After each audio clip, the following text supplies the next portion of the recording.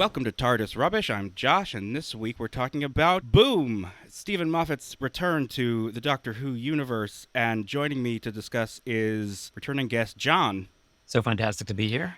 And he is formerly the engineer of the Game of Rassilon podcast, a Doctor Who RPG podcast that just wrapped its 5-season run, Michael A. Nixon. Hello, I'm back. Don't worry, we're doing a new show and the title's going to be way easier to remember. John, let's start with you. Overall thoughts on Stephen Moffat's return. Boom. This episode had me just like excited, nervous, and it just worked really, really well. And it is. I feel like this entire season is a lot of the reminder of what worked in the past, but watching 10 or 15 years later what the writers and the cast and the crew and what they're capable of now. But yeah, I was on the edge of my seat. I really thought this was well done for an episode that was, when you think about it, was on one or two sets, really. They're just on these two scenes, and you're just there for almost an hour while the Doctor has to stand on a capitalist landmine. You just said, wow, okay, how are they going to make this work? And it was the entire episode. Absolutely brilliant. Steven Moffat back in full form, really giving us a great episode. I can't think of, right now, I can't think of anything negative to say. I'm sure I'll come up with something eventually, but right now I'm just loving the episode, especially as just a regular Doctor Who episode. Yeah, there's something, obviously everyone was focused on the fact that this is Stephen Moffat's return to Who after, 7 years? But beyond that, it's also the first Stephen Moffat Doctor Who script where he wasn't the showrunner in, 15 years, maybe 16 years, because there was always something about the Stephen Moffat slot in the Russell T Davies season, where you would just kind of get a flavor of Moffat's particular brand of Doctor Who. There is something to be said for just having a little morsel of Stephen Moffat as a treat. But Michael, I'll throw it to you. What were your overall thoughts and impressions of Boom? I guess my initial impression is finally some fucking food. No, I feel like the last two episodes have been like Disneyland. When you walk into Disneyland and you're starting the day, you're like, oh, I'll start with a churro, delicious, space babies, and then you're like, you know what? I'm gonna head over to the Tiki Room. I love those little birds, and you get a Dole Whip, Devil's Cord, and then you're halfway through the day and you're like, I need an actual meal. And you get a burger, a real a meal, with several things in it and a drink, like food. I just, to bring it back to that, this feels like, I don't know, I too often speak in visual metaphors for the podcast medium, but I feel like this episode was like the Predator handshake meme of Steven Moffat and Ncuti Gatwa, and the middle is Scottish excellence. This is why we watch Doctor Who. This is the good shit. It's just, yeah, I had a great time. What's not to love? It had everything. It had everything. So yeah, I'm sure I'll have nits to pick eventually, but this was great. I had a wonderful time. I watched it again before this episode today. So first of all, thank you for giving me a great reason to rewatch that episode so soon. Cause it's killer. It's all killer, no filler. I love it. No, yeah, definitely. It's so great. Stephen Moffat's scripts are like Swiss watches of plot mechanics and the balancing of humor and drama, and he sets things up in the exact proper way for you to forget about it. My jaw-dropping moment was when Ruby is shot, and I was also so in awe of the way that he had set that up so perfectly, and you totally forgot that other soldier dude was on his way. It's just one of those moments when once it happens, you're like, of course that happened. Of course it looked like she was about to shoot her. Of course. But leading up to it, until it happened, you did not have that at all on the radar. It's just moments like that where I'm like, Stephen Moffat, you're pretty good at this. The overall sense that I had watching it was it just really made me realize how much Steven Moffat's sensibilities and his take on the Doctor, for me, is such an integral part of modern Doctor Who. I don't think it's crazy to say that Steven Moffat is to New Who as Robert Holmes is to Classic Who. It's like their particular sensibilities and preoccupations and sense of humor and style are just something woven into the fabric of the show. And without having had that flavor for 6 or 7 years now, it was just a refreshing reminder of how good this show can be and what it used to feel like. This accusation has been leveled at Steven Moffat's scripts in the past. This idea that he kind of cribs from himself, and he has certain preoccupations that he returns to again and again. And Stephen Moffat is on full display in this episode. It's full of Moffat-isms. It's full of thematic interests that he goes to again and again. But like, I like all those things, so it's not a problem for me. Like, I like his Moffat-isms. I am also interested in the same thematic topics that he's interested in. I was wondering if you guys picked up on any, either thematic interests that were familiar or any particular lines or moments that felt particularly Stephen Moffatian. Oh yeah, I mean that it was the moment of the soldiers were mentioned as being part of a church, and specifically Anglicans, which is funny to me on a number of levels, because the idea that millennia in the future, the religion that's one of the major religions that survives is Anglicanism is really interesting. It's very UK centric, but I have a curious fascination with that as to how that really wouldn't likely be the case, but go with that. But this is directly somewhat cribbing off himself. But yeah, I mean, it relates to the Church of the Papal Mainframe. When he took over the show, the silence, that entire arc was heavy on the church symbolism, the church structure. He clearly does have an interest in that. But as opposed to like just cribbing from himself or revisiting something that's been done, I feel like a lot of authors, a lot of writers have a few great stories in them and a few great concepts. Revisiting them years later in a way where they can say, hey, I'm coming at it from a different angle this time. This is a different purpose. Well, that's sort of, to me, oftentimes what a great writer is. It's not that they have to constantly reinvent themselves and come in with something utterly, completely different. That's what a different writer is for, arguably. In this case, it was the integration of the concept of, religion being this ever-present concept, faith being the ever-present concept, that our present right now, where maybe Ruby thinks, well, that's not really the case right now in the UK. Well, it's called a blip.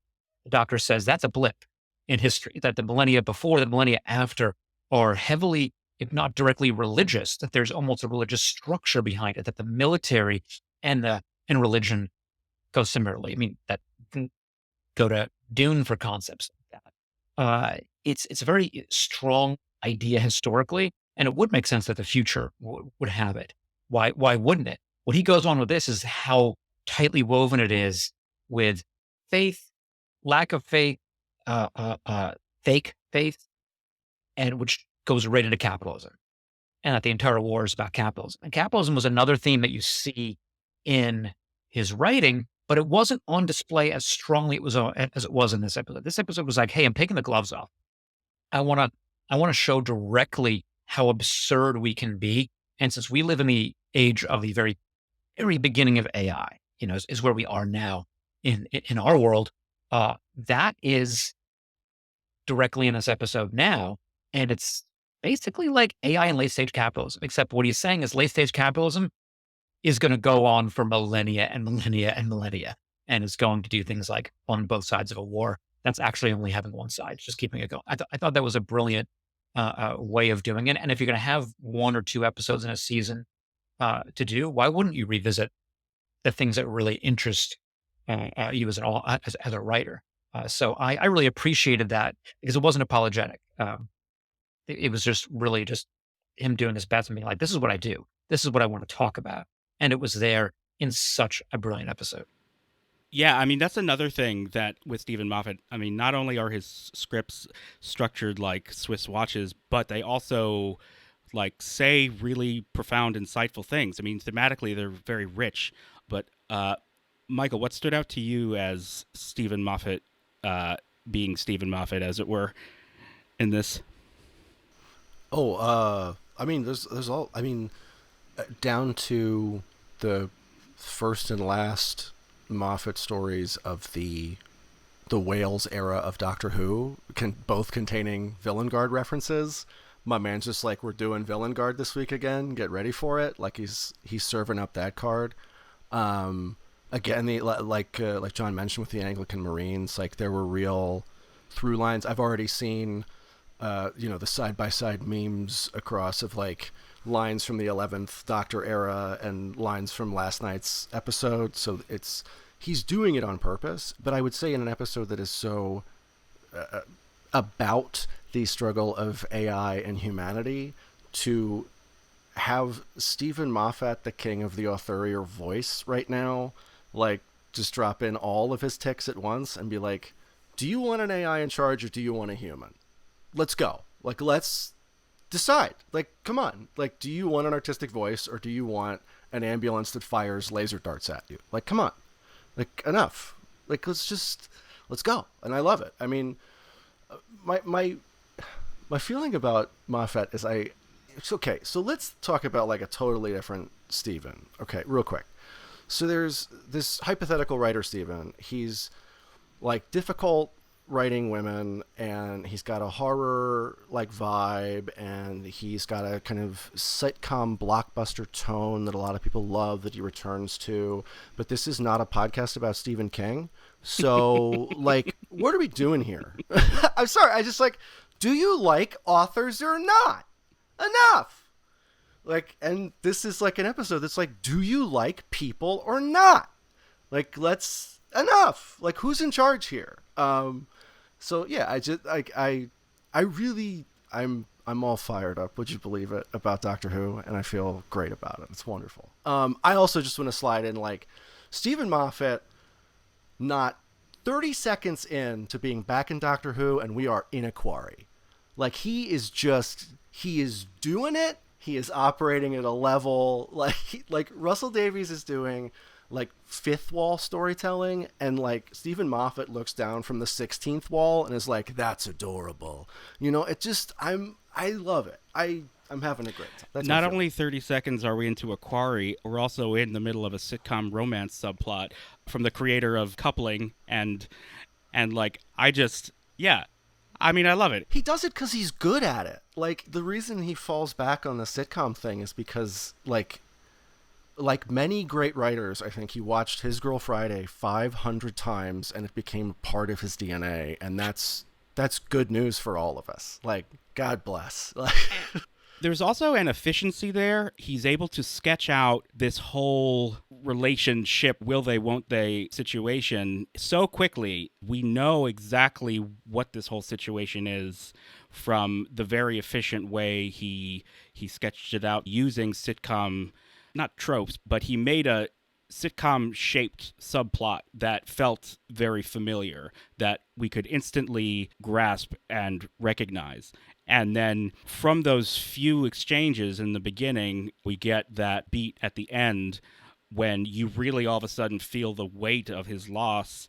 And it's just like so unexpectedly moving. Like, that's something else Moffat does so well. The way he delivers exposition and creates setups through jokes. And then when he pays it off, somewhere along the way, it slid into tragedy and you didn't even notice. And so you get those flavors and you don't realize how he's manipulating you in the beginning because you're just laughing along with it.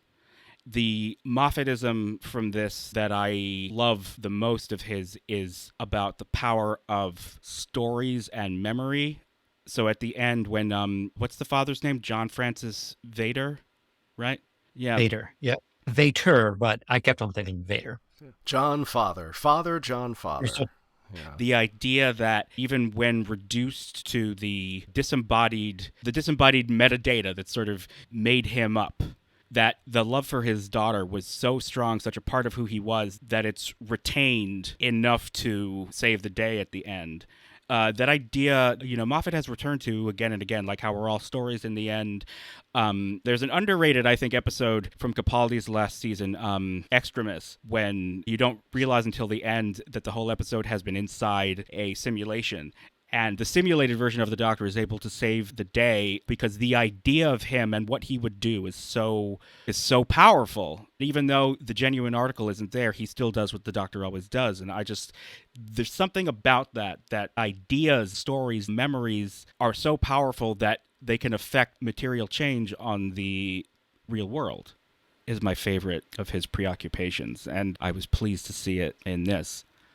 It really came back in an interesting way because that dovetailed with the back and forth notion of fate, because it was, what ideas, what are these potent notions that drive you that can manifest in the real world in so many ways. So at the beginning, the Doctor and Ruby are all but ridiculing fate. And especially from the perspective that's completely accurate, because what are these people fighting for? They have no idea. They've been sort of assigned to fight this enemy. They have faith in it. We don't even get a hint of what they actually have faith in, which from that perspective is, well, they have faith in something, even if it's relatively strong faith, that they don't even begin to understand. So what does it even mean? And it turns out, well, it's basically just a twisted form of capitalism and profiteering, and really nothing else. But then at the end, the Doctor is sort of in his, like he's sort of like winking way. Yeah, like faith is what got you through this, to the daughter and to everybody else. I'm thinking, well, that's the other side of it, is that when it's an idea, when it's a potent idea, and when it's a powerful idea, it can manifest. It can really affect the world, and that can also go in a really destructive, horrific direction, or it can save lives. It can make the world better. The question is, what do you have faith in? Where is that intention? He focused in this father's love for his daughter and a notion of sacrifice. It wasn't like, I'm going to destroy everybody for my daughter. It was, I'm going to sacrifice myself because even the AI might not survive that process of trying to take over the ambulance network and apparently the entire network of that corporation. And they do like the whole like antivirus scenes, as the AIs are battling it out. And there was sacrifice in that. There was the idea of, well, I'm going to do whatever I can, even if it's futile, just in the slim hope. And that's what the Doctor's all about. Like, oh, there's a slim little bit of hope. You got to have some hope, but even a small amount is enough to work with, and then we can amplify that and do something amazing. And he did. And the Doctor's also the manifestation of that physically, because as it turns out, that landmine uses the energy of the organic being that stepped on it. And apparently the Doctor would have taken a chunk out of the entire planet. So you call it a Swiss watch. I love that, because all these little pieces seem to work with each other in the script. So even as we're discussing it now, it's like, wait, that is part of this greater theme, but that also in a very subtle way links into that. So it just worked really, really well on so many levels for that. But you don't end up having a clear answer. Is faith good or bad? No, but it's powerful, and it can be good or it can be stupid. And you got to figure out the difference between the two. And the Doctor and the companions are sort of along, to help point out when it's stupid. And I like that, without being smarmy, without being so, detached. They're really accessible. And you say, yeah, what the hell are these people doing? Why are they doing this? The Doctor always wants to know the answer to the question, why? And those soldiers couldn't give him an answer. And then they walked away at the end with a much deeper meaning and a deeper purpose. And one episode, wow, that's really good. Be able to do all of that in one episode. That was my impression as well, what Moffat and the Doctor were saying about faith. But I also see it in another way, potentially. It's almost like he's making a distinction between, there are two kinds of faith. There's a top-down faith that you are told to blindly follow without necessarily having a personal connection to or experience with.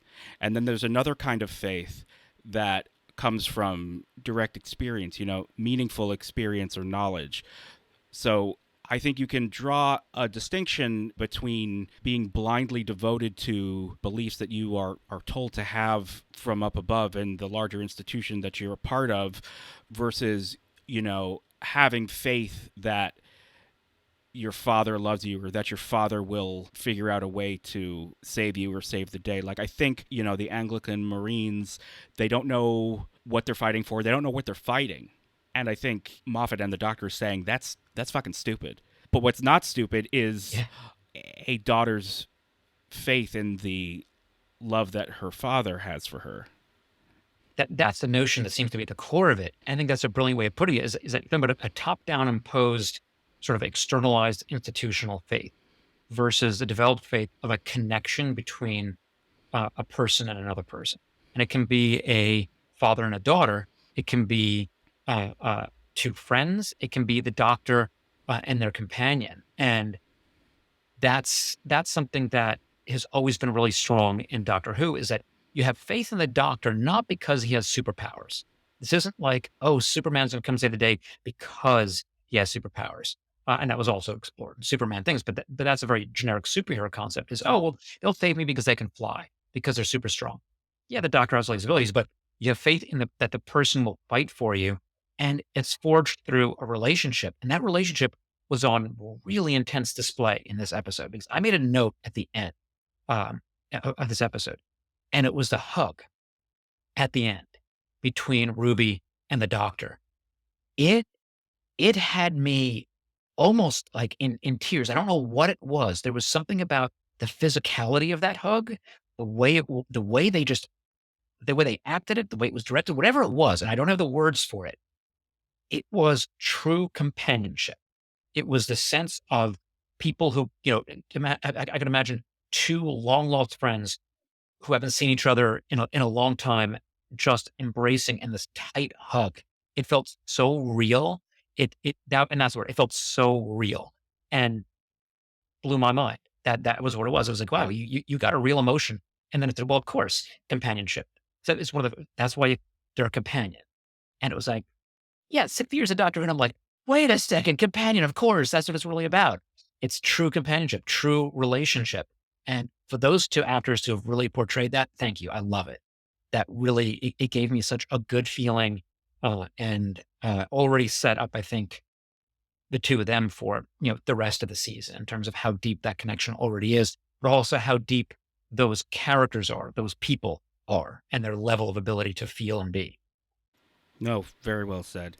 One of the Moffat-isms is the repeated phrase that takes on an ominous, meaning like, are you my daddy? And in this one, it was thoughts and prayers. The way that he weaponized thoughts and prayers, I was like, wow. And I'm wondering, especially given the ambulances and the way that Valengard, I prefer Valengard because it just sounds better to me, but the Valengard algorithm, the way that it calculated whether or not to give you life-saving treatment or not, I feel like this was very much a post-COVID Steven Moffat, because it very much feels like that, fury at how we calculated whose life was worth saving, versus continuing life as normal, and how capitalism is so intertwined with that, the need to reopen to get the economy going and everything. And I very much felt like this is some fury on display that has been informed by recent events. Yeah, I think it's tempting to look at that with a strictly American lens too, but it's worth noting that like the British NHS, or the UK's NHS, is like in the process of being very aggressively privatized right now, or put back, or sort of mandatory corporate elements are being put into it. So like for profit ambulances aren't just our problem, it's theirs too. And I just love how the ambulance is this like weird dark parody of the TARDIS visually.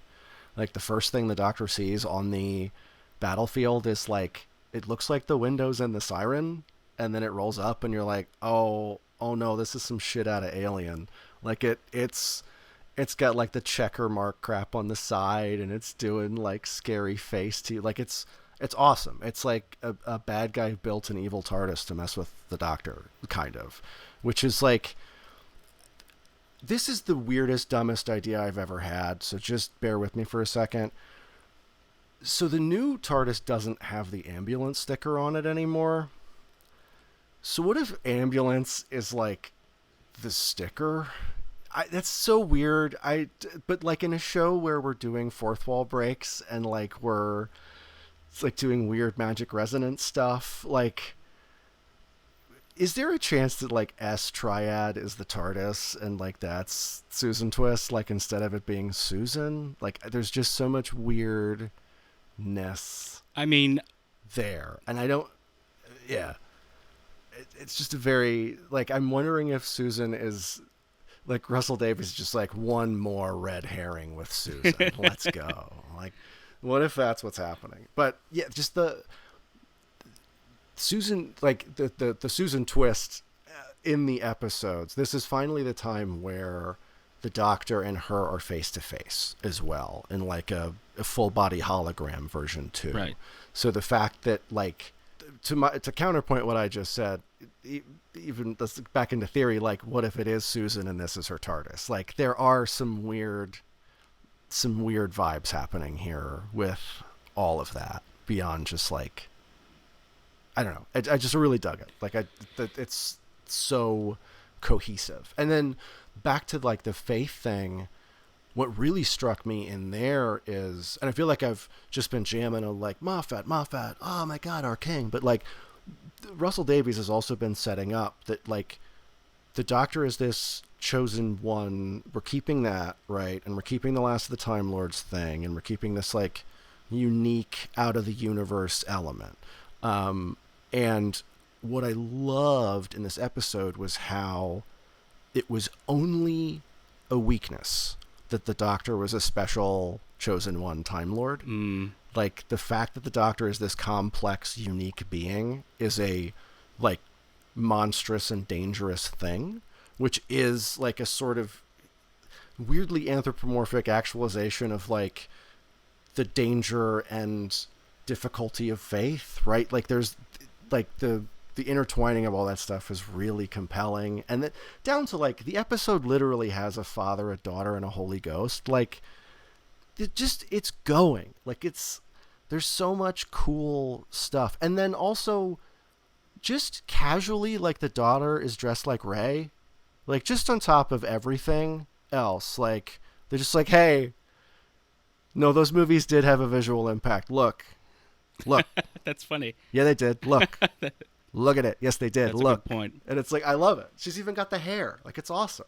It's operating on like, again, back to like the many layers, many levels. Oh God, Doctor Who's just an onion now. But yeah, it's just great up for everybody, from everybody's department, not just writing, you know? Speaking of, let's talk about Ncuti Gatwa's performance as the Doctor for a second. I mean, Ncuti was fantastic, and it was, you know, Steven Moffat has said before, like, he's always really into selling the idea that this is the same Doctor. So whenever you get a new incarnation saying Steven Moffat lines, it's another example of this is the same man, right? He would say that because he has said that. A wild example of this that I didn't know until I made the fatal mistake as a Doctor Who fan, and I looked at the TARDIS Data Core wiki. I apologize. I'll spend my penance time. Anyway, a really cool through line in this one is the Skyboat song is the first time that's played in Doctor Who is the second Doctor plays it on his recorder in the Web of Fear. Really? Which is like, I saw that and just like, I turned into the Galaxy Brain meme. I was like, and then it was just like, oh, I can see, you know, there's the oh God, the dream of the Doctor Who fan, right? The stories about like Davies and Moffat and Paul Cornell and a bunch of other, like the guys who went on to Mark Gatiss and all them, like in a pub in the 80s and 90s, just hanging around talking Doctor Who. And I feel like I could hear them all singing the Skyboat song. Just like, this was just like the real deep, we love this stuff thing coming through. So selling even more like this is the same person, like the same Doctor has been doing this the whole time is, it was really tremendous. And then I also on the Ncuti Gatwa front, outfit watch, at the risk of activating a Winter Soldier out there, purple corduroy Eisenhower jacket is an incredible look. It's a magnificent, first of all, great combination of words. I regret if I've activated a sleeper agent, but also it's an amazing outfit. I love the like tall pants thing he's doing, and he's really like everything that's accompanying it is tremendous. But just like the Middleman meets Purple Rain is not an outfit I would ever have thought existed in the world, and I love to see it. So God bless him. He's doing great stuff. No, that's really true. Like, there is something to be said. They are kind of turning the Doctor into a fashion icon. Which I would say that Doctor Who at its strongest moments has influenced fashion. Like the bow tie. Like the Tennant suit became a look, and the bow tie in the 11th Doctor era. Like and I would say the 13th Doctor's outfit kind of followed fashion and the like comfy chic thing, but like even that is in like the Doctors have always been relatively fashionable, and but yeah, Ncuti does feel like a real fashion plate. He's bringing like a next level thing. It's like every episode is a new, like, whoa, like that is something new and amazing. I had listening to your Devil's Court episode, the two-part. I had the wildest thought about this. So in that episode, June Hudson appears, right? And June Hudson is the lady who plays the piano in the Devil's Court. And she's also notable as like the woman who designed the question mark shirt. Like she's the reason in the 80s the Doctor had like a uniform. So metatextually, June Hudson being killed is the reason the Doctor is no longer in a uniform. Is something that just went through me like the Nexus wave in Generations. Like it just like it's like wait, hold on, wait, what do you mean? Hold on. And also in that ep, Ncuti's wearing basically the Tennant suit double-breasted. Like we're just doing stuff on like the 5th and 10th wall of storytelling. Just like, it's so weird. I'm loving it. Like, yeah. Imagine the fun for the people involved in the show. That's the huge part of it. Probably is that they're taking something that has a 60-year history, and really, all these details, and instead of looking at it from the perspective of, well, we live in an age of reboots. We're going to redo everything. It's taking it and creating this onion that you peel back. All these things that we can nerd out like crazy on this podcast, while a viewer who's completely new to the show can just watch an amazing episode. And that's I think that's the interesting of having people work on a show who are either coming back to it or who are themselves really, really big fans of this show. It's not it's not just being professionals. It's not like, okay, I was hired to write this show. I was hired to play this character. I do it because it's my job. I love doing my job, but still it's my job. There's definitely another level to this and people involved in it. And we see that in a lot of media now. You see it in a lot of movies, a lot of TV, where the people involved are themselves just really, really big fans of the material that they're working with. And that goes, from sci-fi into regular dramas and everything else. And you can tell the difference because you get these it goes beyond Easter eggs. It becomes a whole like resurrection phenomenon at that point. Like it just keeps on going. But they know how to do a good show at the same time. So if we're going to keep a show like this going for 60 years and 70 years, and I mean, I wonder how, hypothetically, we could be around for the 100th anniversary of Doctor Who. And recording a podcast about it. That would be wild now that I think about that. Yeah. And I think if when that happens, and I'm just going to say it with faith, it's going to happen, we need to do that. Absolutely need to be doing that. Well, when you figure out the waterproof mic to submerge in my Futurama head tank, I'm there. You know it. I'm in. Yeah, sorry, I'm still reeling from the June Hudson died, and now the Doctor's wearing a new outfit every episode. Okay, so while I've got you reeling, Josh, this one's just for you. Are you ready? Lay it on me. Okay, so you and I particularly, and also you on this podcast, talk a lot about Dr. Elizabeth Sandifer. Yes. And I think Russell T. Davies is opening up an American front in The Last War in Albion. My man's bringing magic to American shores. Next week is about a charm circle. We're doing it. I think. Wow. Like, not only is her great work, The TARDIS Rubbish, her other great work, The Last War in Albion, they're one work. I think they're one. She's accidentally cracked one work. Wow. I could go on a full-on magic rant. I'm holding that back for later, but like, I am the magic part of this is so wild to me. Yeah, the magic aspect that was sort of ushered into the Doctor Who universe way back in Wild Blue Yonder.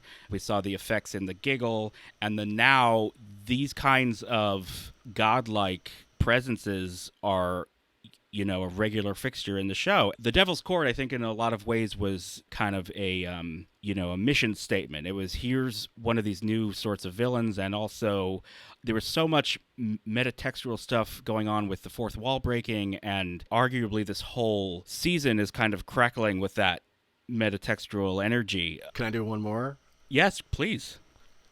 So giving Nshutigatwa a bunch of 11th Doctor lines is further metatextualization of him replacing Matt Smith in An Adventure in Space and Time in the Oh, that's wild. Like, he's just like Gambit throwing deadly cards in, like, he's just, everybody's at every cylinder right now.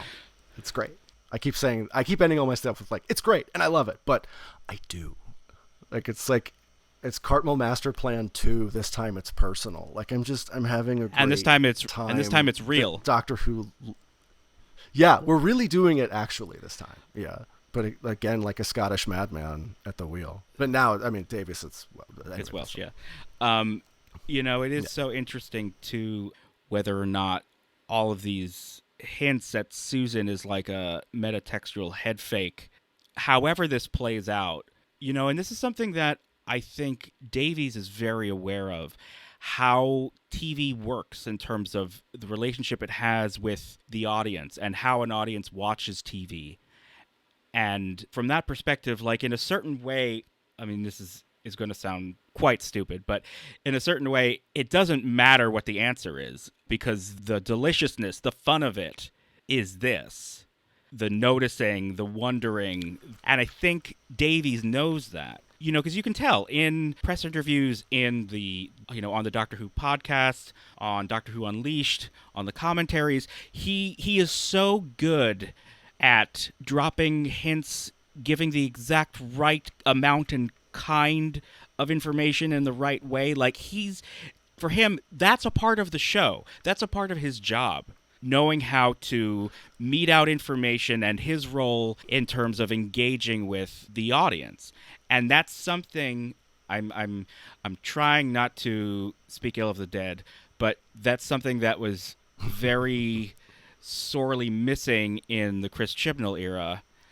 The pointless secrecy killed that. Yeah, it hurt him. It hurt him badly. It was definitely against his instincts, his spoiler phobic instincts, his let's not show or say anything.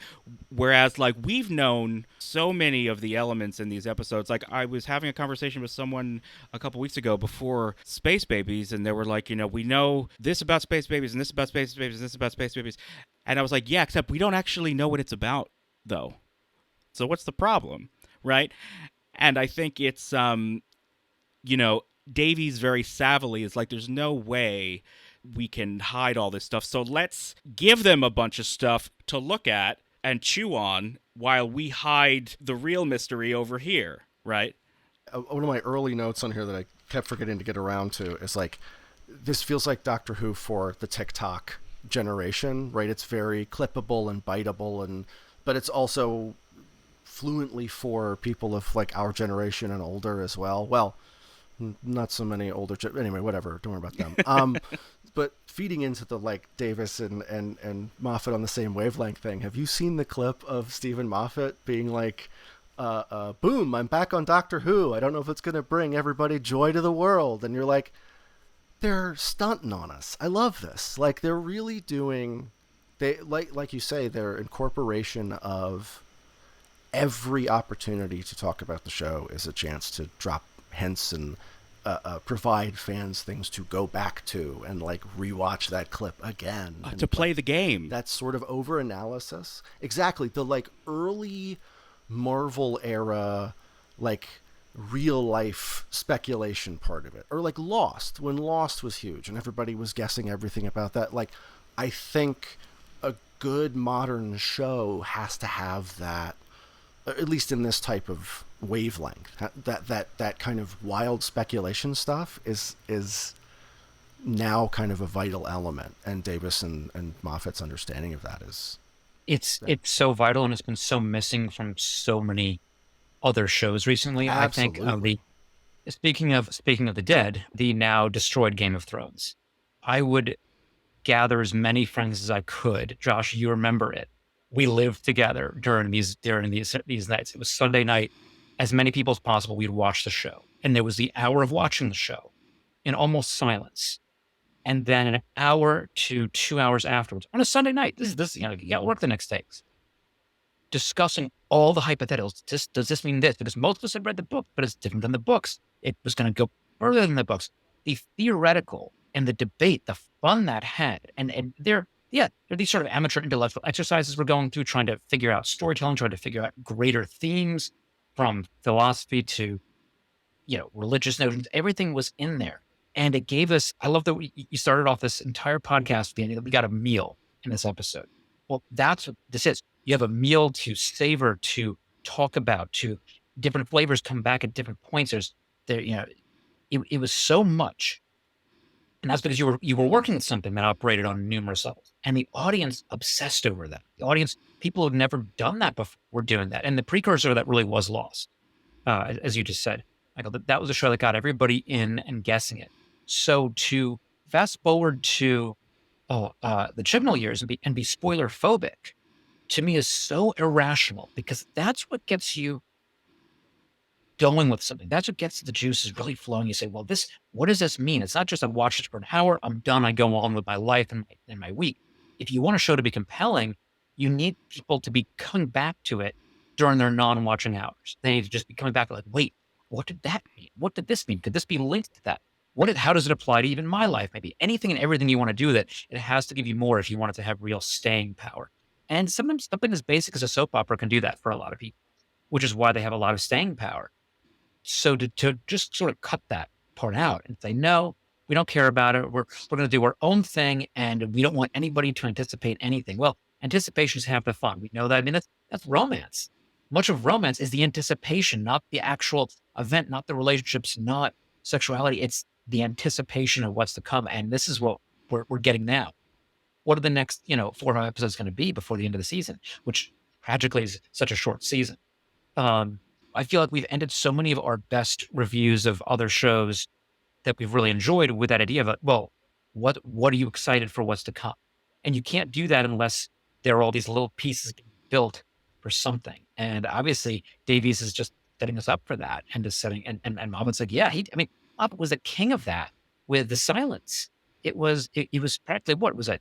Almost 2 seasons that really was relevant to the storytelling. And you didn't know what it was, but you were given these little morsels and pieces and clues and hints, and it built up while having episodes that stood on their own. This episode is a standalone episode. You don't need to know anything about Doctor Who. You don't really need to have any backstory. We get all these benefits from it as well, but it stands alone. But when you put it in the context of something bigger, you can look back at it and say, oh, yes. And, last week we knew the Maestro was going to be probably coming back. We know that's part of the Toymaker storyline. But even that episode can still stand on its own. And that's a really fine line to walk. Can you make an episode watchable on its own without needing mythology, but really giving the existing audience, the long-term audience, so much to work with, so much to enjoy and nerd out on? And I think that's what they know the show is about. They say, you got to make it accessible, and got to give the rest of us something to really sink our teeth into. Yeah, I think to both of your points about the cleverness about the leaks and not so much leaks, but like the way that we've been informed about stuff. I mean, we spent, back to last week, we spent so long obsessing about, the Beatles don't look exactly like that none of us were mentally or emotionally prepared for I Love My Dog. Like, none of us could have ever, been ready for that, So it's like the way they've been doling that stuff out, like you said, and we still don't know what any of the plots are. Like, even next week, the preview is like, Susan Twist, she's at it again. And you're like, oh no, they noticed. So I'm so jazzed, but I have no idea what that's going to be. And maybe I've read it completely wrong too. Well, but that's fun. Something about next week that I'm very intrigued by. Russell Davies says that he thinks it's the best work he's ever done. Interesting. That, that's almost a dangerous notion to drop because that builds the expectations. But now it'll probably make me watch it with a deeper sense and less of a casual sense. I want to know what he means by that. This is what we're talking about the hype machine. Like I went from 10 to 12 on my excitement for next week. Just hearing you say that. Yeah, like what could that they've got word of mouth down. Yeah, like I think, what does that mean? What is that? What does that What could it possibly mean? And even if it means nothing, like I'm still hyped. Like literally, like one of the preview clips for Boom was Steven Moffat saying like, I took away one thing from the Doctor, and to find out the one thing I took away from the Doctor, watch Boom. And I've watched Boom, and I'm like, what? No, you took like 20 things away from the Doctor. What are you talking? You left him with his voice. Like that's it. So just the way they're hyping this stuff up is so like tricky and effective. It's great. In the interest of wrapping up, I want to ask if you guys have any notes or anything that you wanted to mention that you haven't gotten to yet. I think the audience listening is probably yelling at us right now. We've got to talk about Varada Sethu's like first appearance on the show before she is the next companion. Definitely earned the gig. Like she's incredible. And given some dialogue that I worry a lot of people will just be like, Moffat tropes, but like whatever. She's this cool character. I dug the Monday Sunday gag is like what we're here for. You know, like it's she was fantastic, and like she shot the Doctor several times. She did. They still ended up hugging, and I'm a little certain that she stole the TARDIS key in the hug. To be continued on that, but. So again, the social media was like, she's playing a different character, don't worry about it, but wink, I don't know. Well, they were playing a little coy, and properly so, in the in-vision commentary that Moffat and Davies did. And, you know, there are shades of the Oswin Jenna Coleman appearance in Asylum of the Daleks, where she's a different character, and, you know, I mean, the real answer is probably like a Freema Agyeman or a Karen Gillan situation where they saw them and they were like, oh, they're really good. We should have them on the show, like, full time. I mean, I'm almost certain that that's what actually happened. And then if there is any acknowledgement in the world of the show itself, it was almost certainly an afterthought that was kind of retrofitted. Oh, but yeah, she was phenomenal. She's great, and you totally get why they called her up after and were like, hey, you want to be the new companion on the show? I'm also very intrigued because, again, we don't know how it's going to play out, but Ruby Sunday is not leaving the show. There is definitely some overlap. I don't know. I mean, obviously, we don't know if Ruby will last beyond season 2, but they are definitely, the both of them, present for season 2. So that's always something that they've done well in the past, as they bring in multiple companions. We got overloaded with companions with the previous Doctor. I think it became the notion of constant, like almost a revolving door. But there's a long history, especially going back to the early Davies years. You know, you'd have multiple companions for different parts of the journey. I mean, that was Captain Jack for a couple episodes, and then that was the launch pad for an entirely different series that Torchwood, which I thought was brilliant. So I think they'll always surprise us with interesting ways of that. But you know, it doesn't have to just be one companion at any point. Any last thoughts that we didn't cover? Yeah, I mean, just another call out to the performances of everybody in that episode. Shigawa just, I mean, he blew my mind in this episode because of just the gravity and levity at different times of his performances. And so, yeah, we spoke about this in other episodes. I'm already sold on him as a Doctor, and I'm not going to quite say it yet, but he's inching his way up there in the top echelon. For me, very, very, very quickly. But onto that, all the great performances, because there weren't that many performances. This was an episode with for 8 credited actors. This was essentially a play, a small cast play on 1 or 2 sets. It really wasn't big, and that's so interesting to me because this is with Disneyland. So they're not just taking this idea of, now we got to go crazy. Like, it looked really good. And if that was an AR wall or something like that, it was a really good one. They were clearly putting the production value into it, but they weren't just like, let's do this and this and this, and then we have the money. Let's just put everything out there we possibly can. This is an episode that all we need is one major set, and we're going to tell one hell of a story on it. That to me is that bodes well for the future of the season and for the future of the series. That it's not going to be corrupted by too much money. That's a genuine concern. You can really just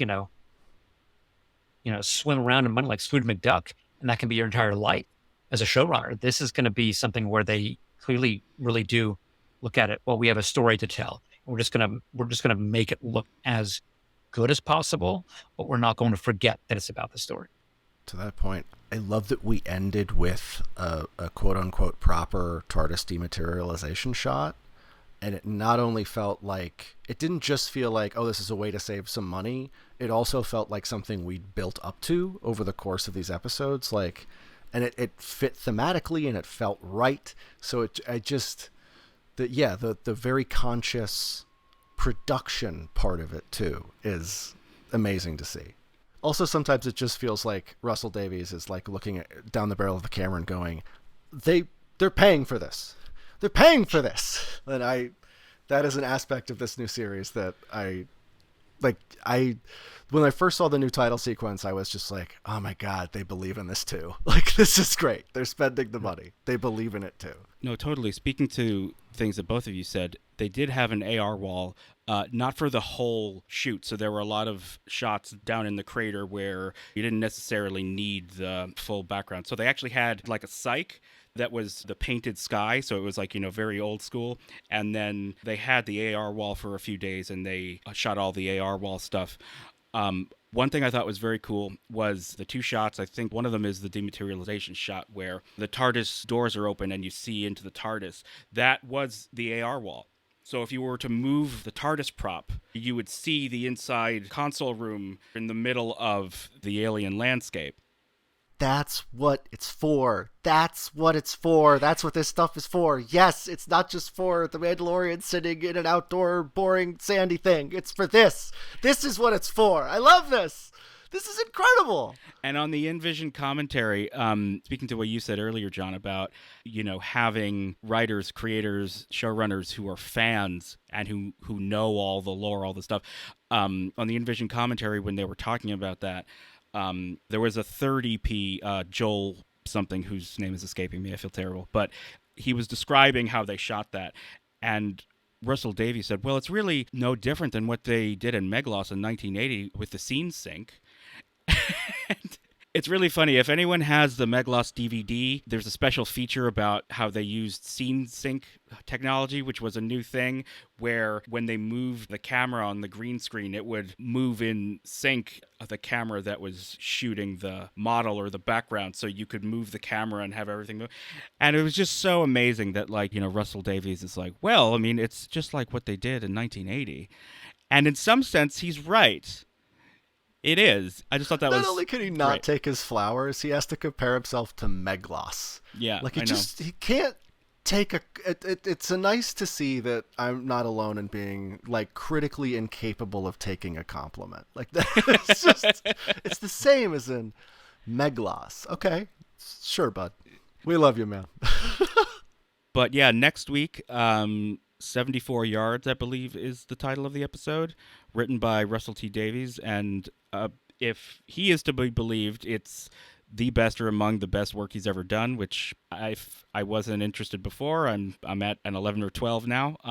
Any final closing thoughts before we sign off here? Interrupting our time stream, it looks like Guy has taken control of our TARDIS. Hey, Guy. Oh no! What's going on, everybody? Thank you for joining me in my smaller on the inside than outside TARDIS, aka broom closet that they give us for work. I wanted to get your thoughts on this because I didn't want to dare break your unbroken streak. I think you've appeared on so far every episode of except the first one. Except the first one. Except the first one, yeah. Well then, we'll consider that one the pilot episode that didn't have all the elements in place yet. Perfect. But yeah, I definitely wanted to get your thoughts on this episode. I think, no matter what you thought of it, somewhat momentous, Steven Moffat's return. What were your overall thoughts of Boom? Well, I enjoyed it. I was actually they kept it a secret for a long time that he was coming back as a writer or and as I guess executive producer on this episode. Yeah, I thought that was a lovely professional courtesy touch. It seems like, you were the showrunner for, how long was he showrunner? 7 years. When you come back to do a guest spot, you can be an EP on your episode. I thought that was That was cute. yeah, it was nice. I liked it. I liked it. I don't know that I liked it as much as everyone on the internet and what I just chatting with you via text. I don't think I liked it as much as everybody else did, which is fine. I still think The Devil's Cord was a stronger episode for me. I felt that while the concept was excellent, it was is well executed. I just felt that it was a great acting piece. It was a really wonderful acting piece for everybody involved except for the little girl. I just think that she was given short shrift in the fact that there was no, I don't even remember her name. Oh, Splice. So, Splice. see, I do remember it. So he does read interesting character names. I think she was an older actor trying to act younger than her age. That was my biggest issue.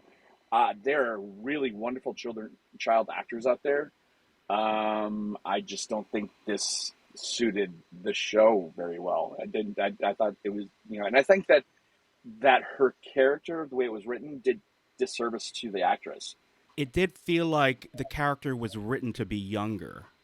I kind of rationalized it as this kid has grown up in a war zone, lost her mom, like, maybe she has a little arrested development of some kind. I mean, it wasn't that extreme. It was like she was like Oh, years come older on, than. Josh. She was like, oh, here's some pretty pictures. Oh, look at, she's on a battlefield. And she's like, oh, I remember this photo.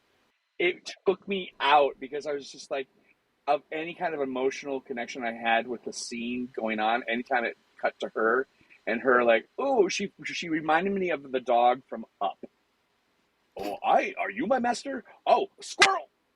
I mean, she just got distracted by like, oh, here's a shiny light image of her father, but she doesn't know that that's not her dad, really. And Yeah. so I feel like I think I'm backtracking and going to the negatives, and then I'll go to the positives. It was well done. I mean, Judy did an exceptional job for being still 99% of the time. And I think Millie did an exceptional job of being the one that is creating the movement around. I even like the two soldiers. I thought that in the time that was given, that Steven Moffat's a great writer. He's a really, really great writer.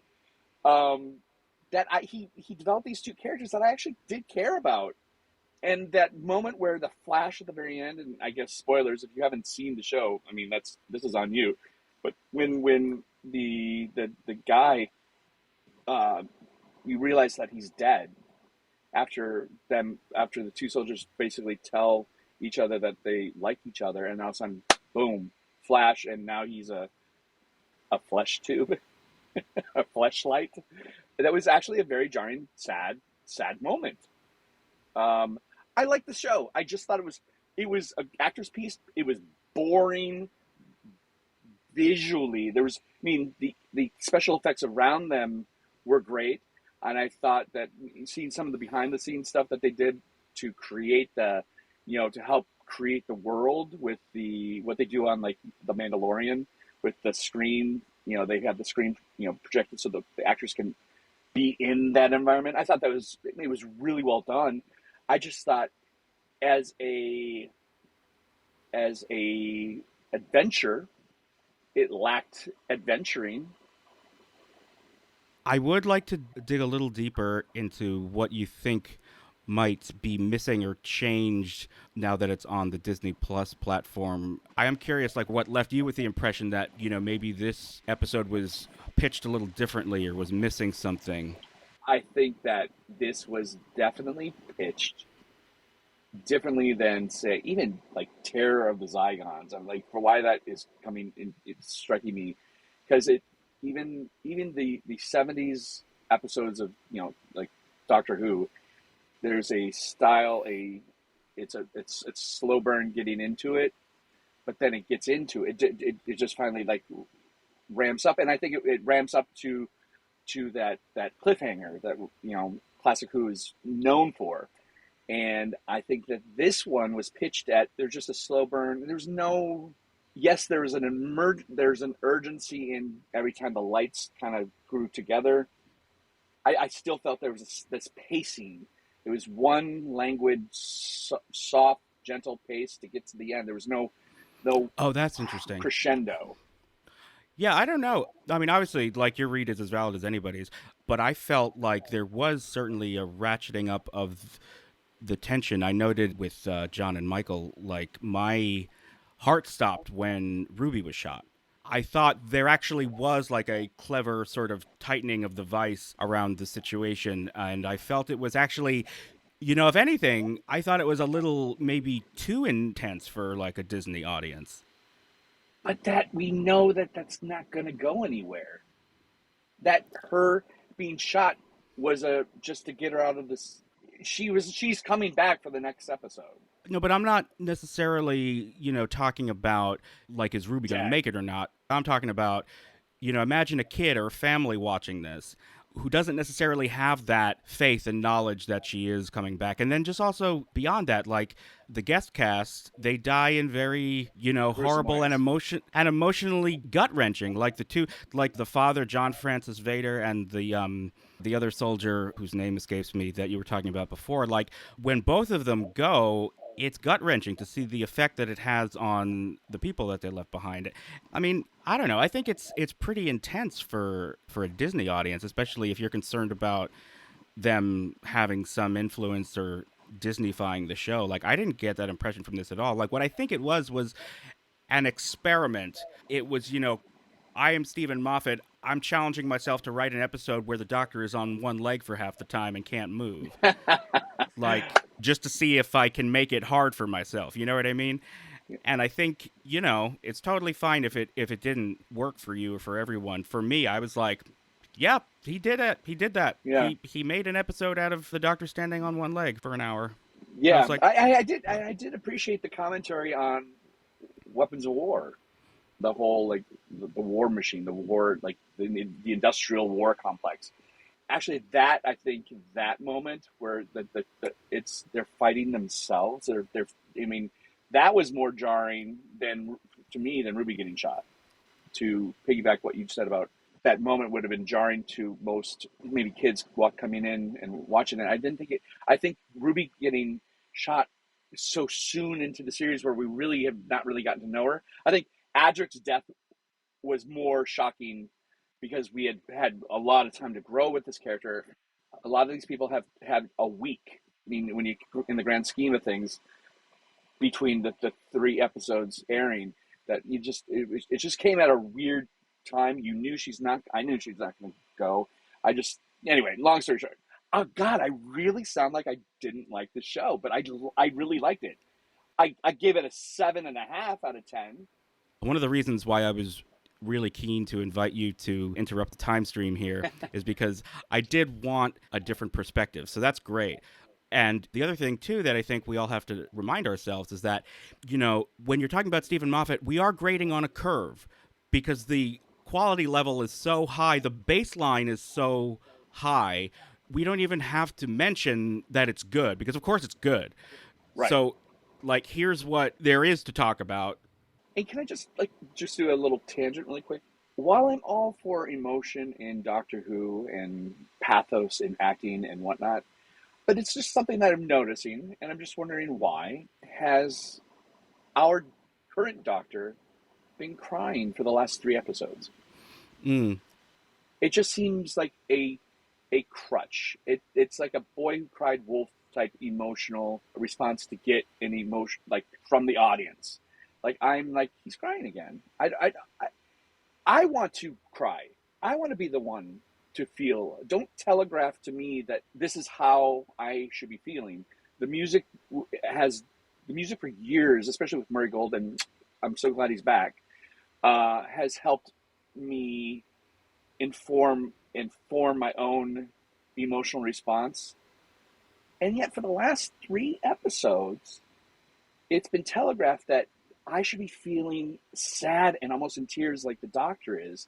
And so I think this is what has been nagging me, is that you don't need to tell me how to feel. Let me, by what you are showing me, feel that myself. So it's kind of like, it's like a cheat. Judy, you're a great actor, wonderful actor. I think let's bring it back. I think that a lot of it's just been telegraphed. Well, that's interesting, and I will say something that Russell has said a few times. I've heard him say this a few times. I've read him say this.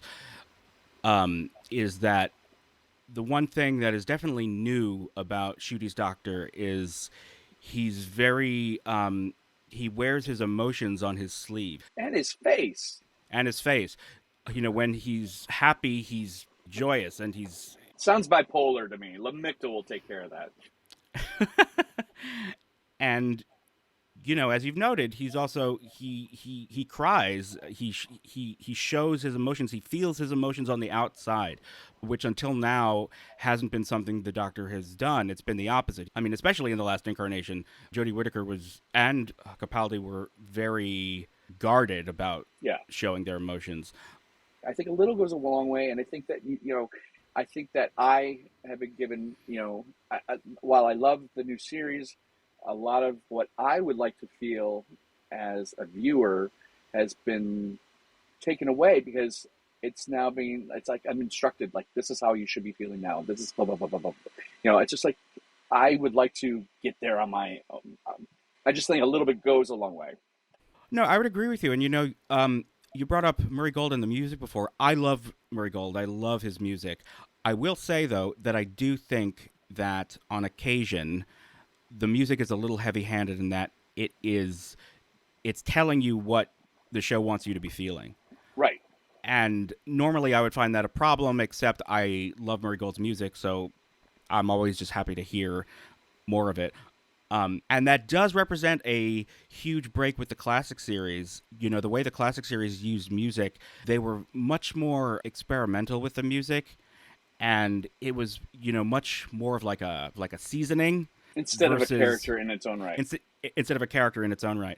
But your point is taken. That is definitely something I noticed. I was like, he's crying again. Okay. Not that I'm all opposed to it. I mean, I'm a problem with that. I'm a weeper. I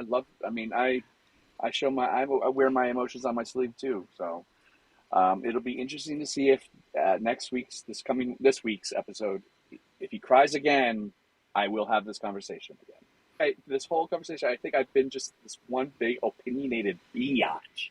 I apologize. Oh, that's good. That's why we're doing a podcast. It's why you do a podcast. I'm out of coffee. Guy, I will let you go. Will you please return control of the TARDIS and return me to my time stream? Okay. Yes. Let me just get that on right now. I want to thank my guests, John and Michael. And Michael, where can people find the Game of Rassilon podcast? We have just wrapped up our 5 and a little extra, because there was a strike thing, don't worry about it, run, but it's 5 years of great Doctor Who stories, if I do say so myself. So yeah, if you're in the need of more Doctor Who, you can find it there. And then later this year, we'll be starting a new show called Good Chaotic, which will be all the wild fun of our actual play pod with none of the intellectual property of other companies. So we're very excited to bring that to you later this year. And till then, find me on the various socials media, and hopefully back here. And it's always a pleasure. Thank you so much for letting me just cut loose and have fun. We are enriched for it, and you will have to come back at some point during the season. We'll make it happen. John, I'm sorry. I assumed you didn't have anything you wanted to plug, but I just wanted to double check. Not yet. Oh, interesting. Yeah. Not yet. Damn, John is bringing the cliffhanger a little bit of on Russell this Davies one. magic there, right? Ooh, I like that. Well, thanks for listening, everyone. We are TARDIS Rubbish across all social media, and we will see you on the next one. Please run fast, love hard, and be kind.